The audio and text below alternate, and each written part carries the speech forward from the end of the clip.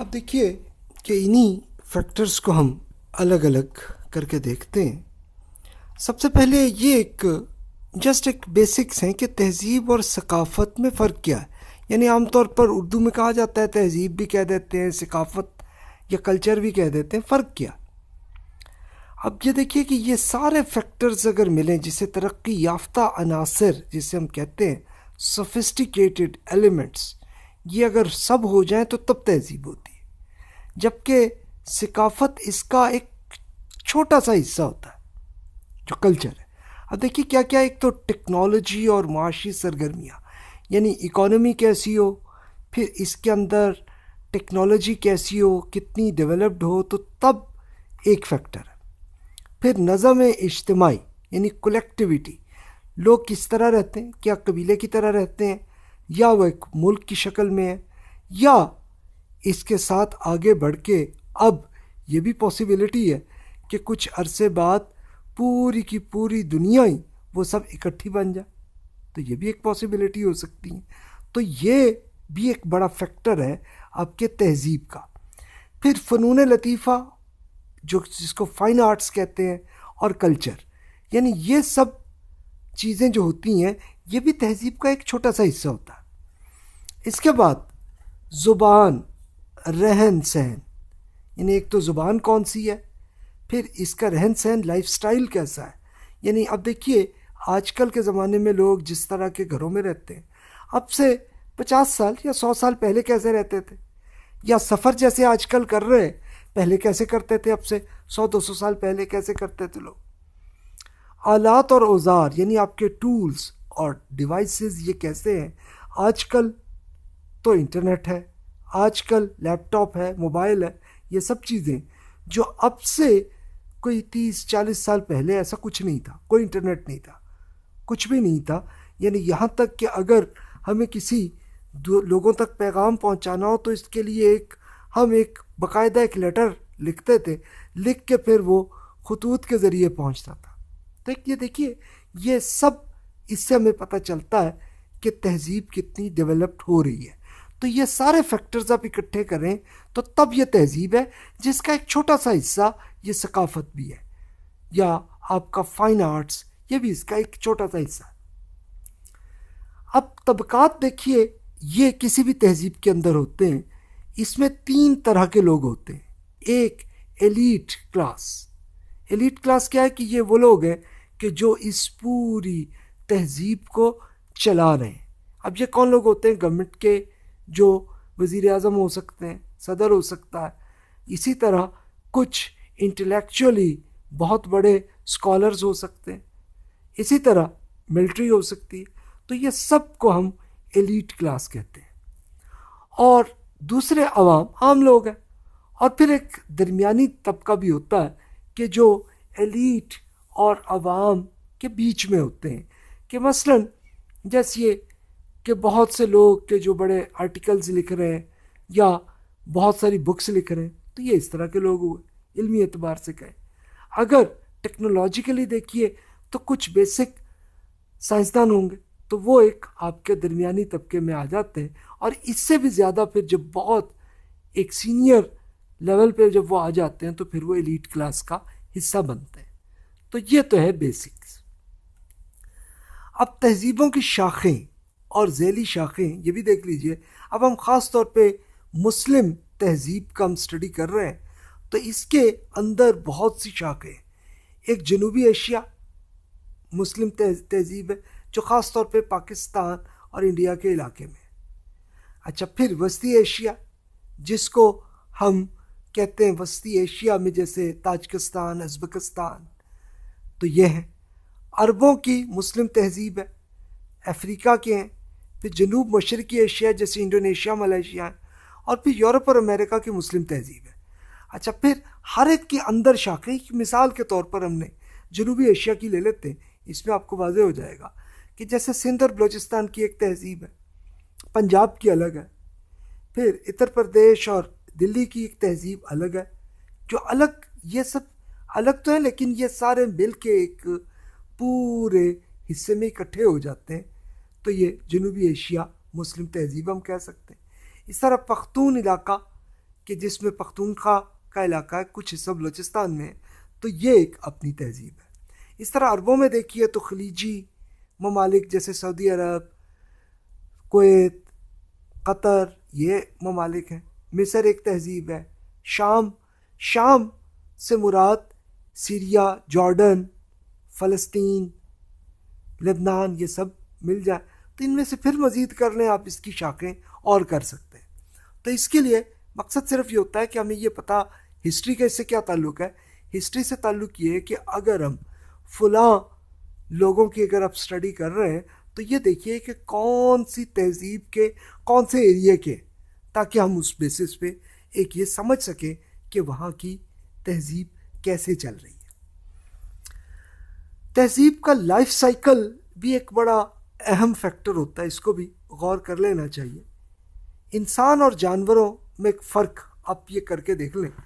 مثال کے طور پر شیر کو دیکھ لیجئے یا کوے کو دیکھ لیجئے کہ اب سے کئی لاکھ سال پہلے جو ہوتے تھے تو جیسے جس طرح رہتے تھے آج بھی وہ ویسے ہی ہیں، لیکن انسان میں فرق ہے۔ یعنی انسان جیسے جس لائف سٹائل میں، جس تہذیب میں وہ رہتے تھے، آج کل کتنے ڈیفرنٹ ہیں۔ تو یہ اس سے ایک کانسیپٹ ہمیں سمجھ میں آئے گا لائف سائیکل کا۔ تہذیبوں کے عروج کے فیکٹرز کیا کیا ہوتے ہیں کہ جس کی بیسس پہ یہ تہذیب بہتر پوزیشن میں آ رہی ہوتی ہے۔ ایک فیکٹر ہے سیکھنے کا جذبہ، یعنی اگر کسی تہذیب کے لوگوں میں سیکھنے کا بہت شوق ہے تو وہ اپنے امپروومنٹ کی طرف آ رہی ہوتی ہے۔ ایک یہ ہسٹری میں آپ کو بہت سی مثالیں سامنے آئیں گی آپ کی اسٹڈیز میں۔ دیگر تہذیبوں سے رابطہ، یعنی ایک تہذیب کا دوسری تہذیب سے جب رابطہ ہو رہا ہو تو اس رابطے کے ذریعے سے بہت سی انفارمیشن مل سکتی ہے۔ اس کی ایک بڑی اچھی مثال ہے کہ جیسے یورپ ایک بالکل قبائلی علاقہ تھا، لیکن ان لوگوں کے مسلمانوں سے جب تعلقات ہوئے تو انہوں نے مسلمانوں کی بکس کو لیں، تو کچھ اسکالرز ایسے تھے کہ جنہوں نے عربی سیکھی اور مسلمانوں کی بکس کو انہوں نے اپنی لینگویج میں، اٹلین لینگویج میں ٹرانسلیٹ کیا، اور وہاں سے پھر یہ اور یورپین ممالک میں پہنچی تو کیا ہوا کہ ان کو علم حاصل ہوا۔ اب انہوں نے اور بہت سے تجربے کیے، بہت کچھ کیا، اور وہ انگلش کے ذریعے ہمارے پاس آیا اور ہم لوگ اب اسے یہ سیکھ رہے۔ تو اس سے کیا ہو رہا ہے کہ ہماری تہذیب بھی امپروومنٹ میں آ رہی ہے۔ پھر ایک جغرافیائی اور معاشی حالات کو دیکھ لیجئے۔ یعنی جغرافیائی کا مطلب یہ ہے کہ اگر تہذیب ایسی ہے کہ جس کا تعلق، فرض کر لیں کہ کسی ایسے جزیرے میں ہے کہ جس کا کسی اور سے کوئی تعلق نہیں ہے، تو وہ اتنی ڈیولپ نہیں ہوگی۔ لیکن اس کو اگر آپ دیکھیے کہ جن کا دوسرے لوگوں سے تعلق ہو رہا ہے تو ان میں بہت امپروومنٹ ہمیں نظر آتی ہے۔ اس کی ایک بڑی اچھی مثال ہے کہ جیسے امریکہ کے اندر قدیم ریڈ انڈینز جنہیں کہتے ہیں، تو ان کو دیکھ لیجئے تو پتہ نہیں کتنے ہزاروں سال تک وہ رہتے تھے، لیکن ان کی تہذیب ویسی ڈیولپ نہیں ہوئی جیسی اب ہو گئی کہ اب دیگر تہذیبوں سے ان کا تعلق بن گیا۔ پھر امن کتنا، اگر امن اچھا ہے تو پھر اس کا فیکٹر بھی، یعنی وہ تہذیب بھی امپروومنٹ میں آتی ہے۔ اور سب سے بڑا امپورٹنٹ فیکٹر ہے اخلاقی معیار، کہ لوگ ایتھیکلی اچھے ہوں تو پھر ان کی تہذیب میں عروج بھی آتا ہے، اور اگر نہ ہو تو زوال ہوتا ہے۔ اس کے لیے اب یہ نیگیٹو فیکٹر سے بھی آپ کو واضح ہو جائے گا کہ جس میں جہاں جنگ زیادہ ہو، قدرتی آفات بہت زیادہ آ رہی ہوں، معاشی تباہی ہو رہی ہے، بد اخلاقی لوگوں میں ہے، لوگ ایک دوسرے کا فراڈ کر رہے ہیں، لوگ ایک دوسرے کو مار رہے ہیں، تو پھر تہذیبیں کے زوال نظر آتے ہیں۔ اچھا، یہ میں نے ایجاد نہیں کیے، یہ ایک بہت پرانے بہت بڑے اسکالرز جو تہذیبوں پہ جنہوں نے بکس لکھی، جیسے ابن خلدون ہے، تو ان کا یہ پیریڈ ہے 1332 سے 1406 کے زمانے کے تھے، وہ انہوں نے لکھا۔ پھر اس طرح ایک آرنلڈ ٹائن بھی، انہوں نے بہت تفصیل سے، وہ 1975 میں فوت ہوئے ہیں، تو ان سے پہلے کے زمانے میں انہوں نے یہ لکھا۔ تو آپ امیجن کیجئے کہ یہ صورتحال ہوتی ہے۔ تو اب ہم بات کو ختم کرتے ہوئے اس میں یہ بھی دیکھ لیجئے کہ یہ کیلنڈر کو، کیونکہ کیلنڈر کی بیسس پہ ہی آپ نے یہ کیلکولیٹ کرنا ہے کہ ہسٹری میں کس زمانے میں یہ واقعہ ہوا ہے۔ تو اب یہ دیکھیے کہ یہ دو طرح کے کیلنڈر ہیں اس وقت دنیا میں عام ہے۔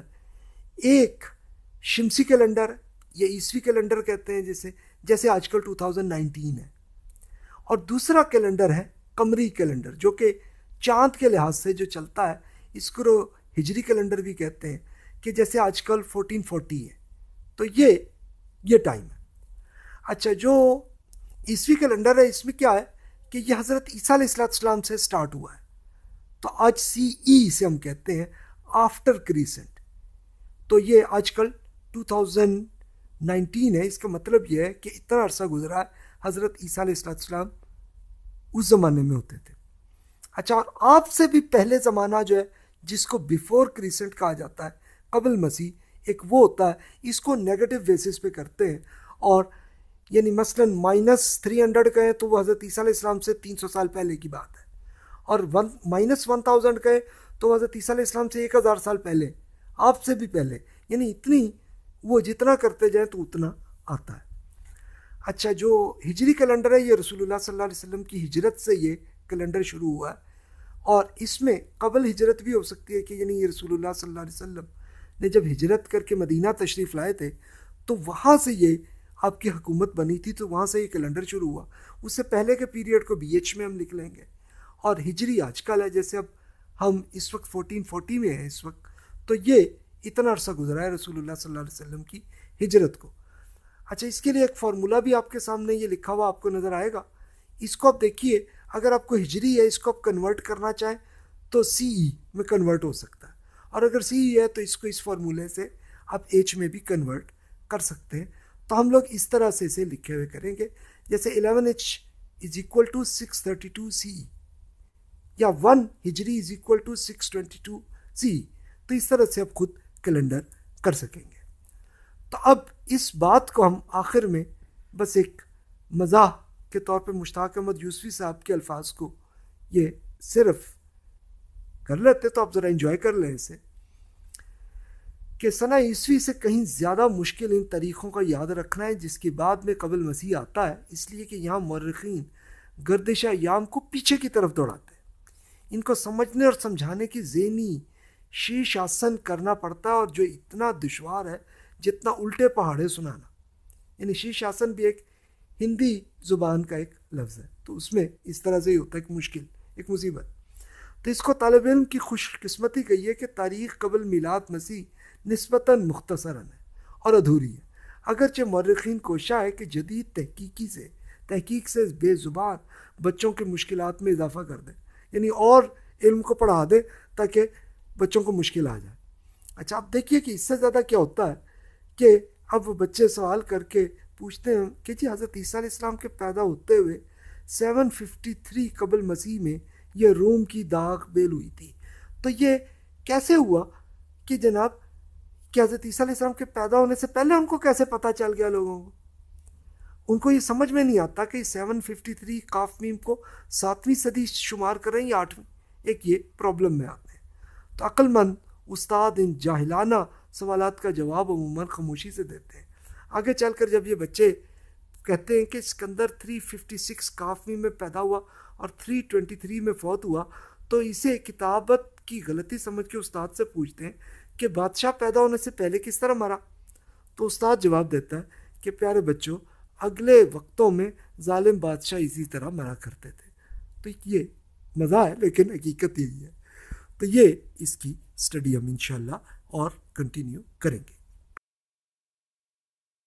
اب دیکھیے، ہسٹری کے اندر یہ دنیا کی قدیم بڑی تہذیبیں کون سی گزری ہیں، یہ جسٹ ایک ان کا ایک نام ہے، ان کے اندر کیا تھا اس کو آپ پوری ڈیپتھ میں آہستہ آہستہ آپ اس کے اگلے لیکچرز میں سٹڈی کر سکیں گے۔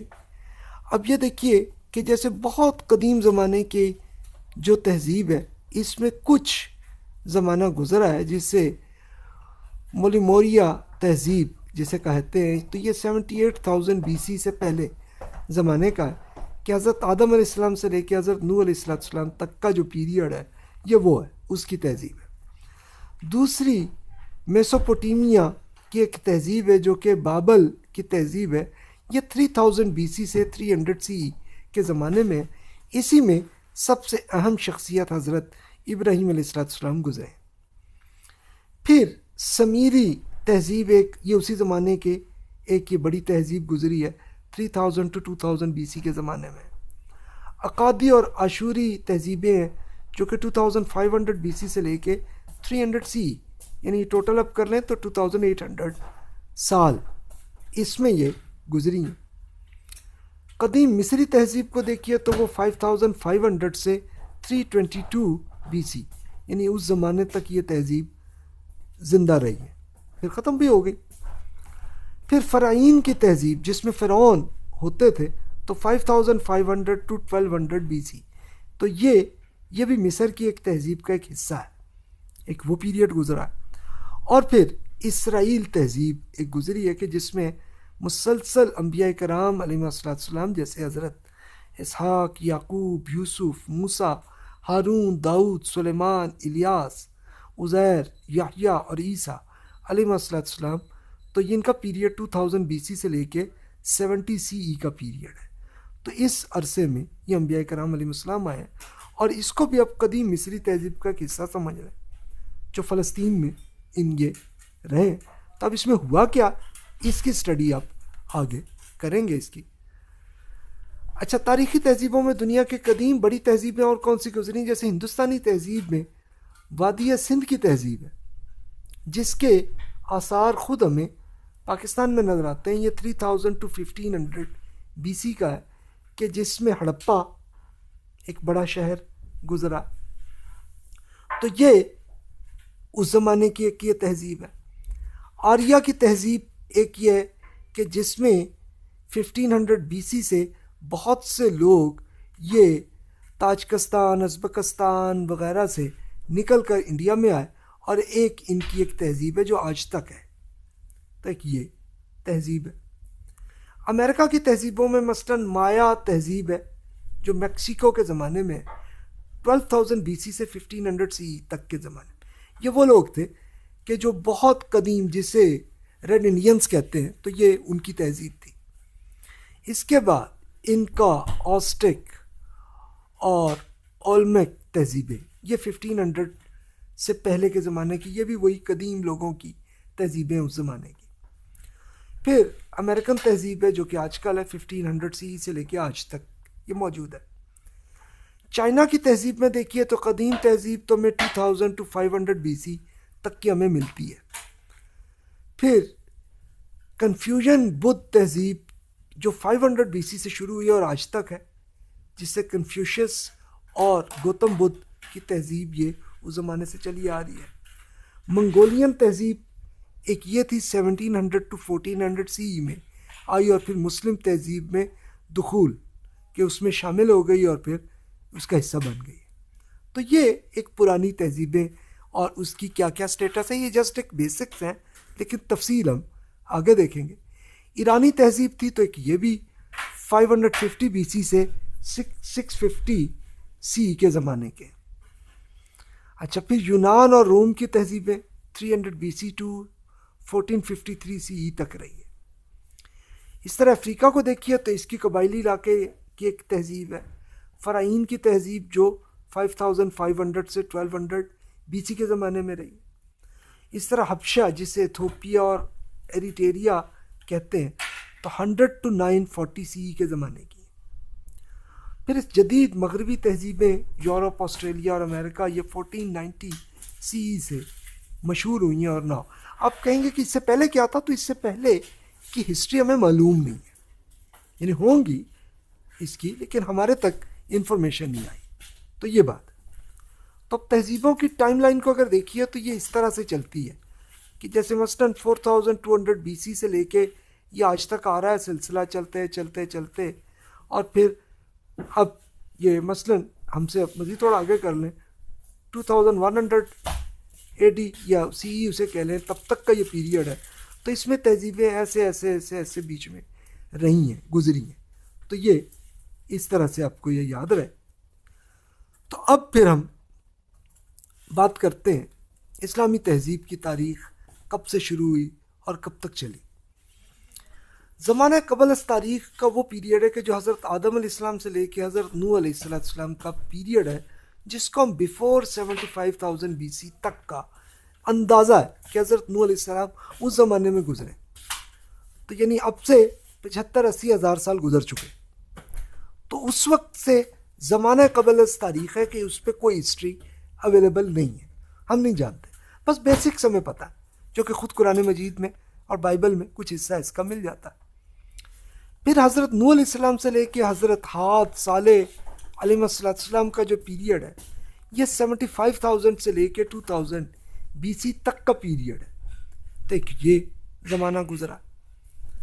پھر حضرت ابراہیم علیہ السلام کی تہذیب میں یہ دنیا میں بڑی تبدیلی آئی کہ یہاں سے یہ ایک ہسٹری آنی شروع ہوئی ہے کہ جس میں ہمیں یہ بیسک سامنے آ رہی ہے. تو اس کی جو اسٹڈی کو ہم زیادہ ڈیپتھ میں کریں گے کہ حضرت ابراہیم علیہ السلام کا زمانہ 2000 BC کا ہے، یعنی اس کو اب سے ویسے کر لے تو اب سے 4000 سال پرانی یہ بات ہے. اور وہاں سے لے کے آپ کی جو پہلی ایک نسل یہ بنی اسرائیل کی تہذیب بنی ہے، جو کہ 2000 BC سے ہی شروع ہوئی اور 70 CE تک آ کے ختم ہو گئی، جس میں مسلسل انبیاء کرام علیہ السلام آتے رہے، جن کا ذکر ہم کر چکے ہیں. قرآن مجید میں بھی ان سب کا ذکر آیا. حضرت اسحاق، یعقوب، یوسف، موسیٰ، ہارون، داؤد، سلیمان، الیاس، عزیر، یحییٰ اور عیسیٰ علیہ السلام تک اسی تہذیب کے حصے میں رہے ہیں اور ان کی نبوت جاری رہی ہے. پھر جزا و سزا کا قانون اور آخری دعوت یہ ایک بڑا امپورٹنٹ معاملہ تھا. یہ اللہ تعالیٰ نے حضرت ابراہیم علیہ السلام کی تہذیب کے ساتھ یہ معاملہ کیا کہ اگر تو وہ نیکی کریں ان کو اسی دنیا میں اجر ملتا تھا، اور اگر غلطی کریں تو ان کو یہیں پہ نقصان ملتا تھا، ان کو سزا ملتی تھی. یہ اس کو ایک مثال سے آپ ایسے سمجھ لیجئے کہ فرض کریں کہ آج آپ اگر ایک نماز پڑھیں تو آپ کو فار ایگزامپل $1000 آپ کی جیب میں آ جائے تو یہ جزا ہے. اور اگر نماز نہیں پڑھتے تو فوراً ایک ڈنڈا آ کے ہمیں لگتا، تو کیا ہوگا کہ پھر تو ہم مسلسل نیکی کریں گے، پھر تو برائیوں سے بچیں گے. یہ اللہ تعالیٰ نے بنی اسرائیل کے ساتھ کیا تھا. اور کیوں کیا تھا؟ اس لیے کہ ایک سیمپل کے طور پہ ہم لوگوں کے لیے، تاکہ ہمیں پتہ چلے کہ جی اللہ تعالیٰ کا جزا و سزا کا معاملہ ہمارے ساتھ آخرت میں ہونا. تو اس کی مثال کے طور پر اس دنیا میں اس لیبارٹری میں کر کے دکھا دیا. اب حضرت ابراہیم علیہ السلام کی دوسری جو تہذیب، دوسری نسل ہے، یہ بنی اسماعیل، حضرت اسماعیل علیہ السلام کی نسل ہے. اور اس میں حضرت اسماعیل علیہ السلام کی دعوت کا پھیلاؤ یہ 2000 سے BC سے 600 CE تک کا گزرا ہے. اور اسی میں پھر محمد رسول اللہ صلی اللہ علیہ وسلم کی تہذیب وہیں سے شروع ہوئی ہے 600 CE سے اب تک کی. یعنی رسول اللہ صلی اللہ علیہ وسلم بھی حضرت اسماعیل علیہ السلام کی اولاد میں آتے ہیں. تو اس طرح سے تو ان کی زیادہ ہسٹری کی ہم زیادہ ڈیپتھ میں ہم اسٹڈی کریں گے. اب یہ ضرور دیکھ لیجئے کہ اسلامی تہذیب کی خصوصیت میں کیا امپورٹنٹ معاملہ ہے جس کو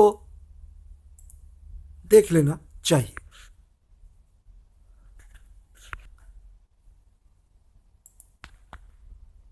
اچھا، اب دیکھیے کہ اسلامی تہذیب کی کیا خصوصیات ہیں کہ جس کے اندر ایک لازمی ایک آپ کو فرق نظر آئے گا. یہ ایک بیسکس ہے کہ اسلامی تہذیب کی خصوصیات کیا ہے. اب پہلی بات توحید، یعنی یہ ہو تو تب یہ اسلام بنتا ہے، ورنہ نہیں. مذہبی عامل یعنی ریلیجیس فیکٹرز، یہ ایک بہت امپورٹنٹ ہوتی ہے اسلامی تہذیب کے اندر. یہ حصہ اس کے اندر یہ بہت امپورٹنٹ ہوتا ہے کہ مذہبی فیکٹر ہوتا ہے.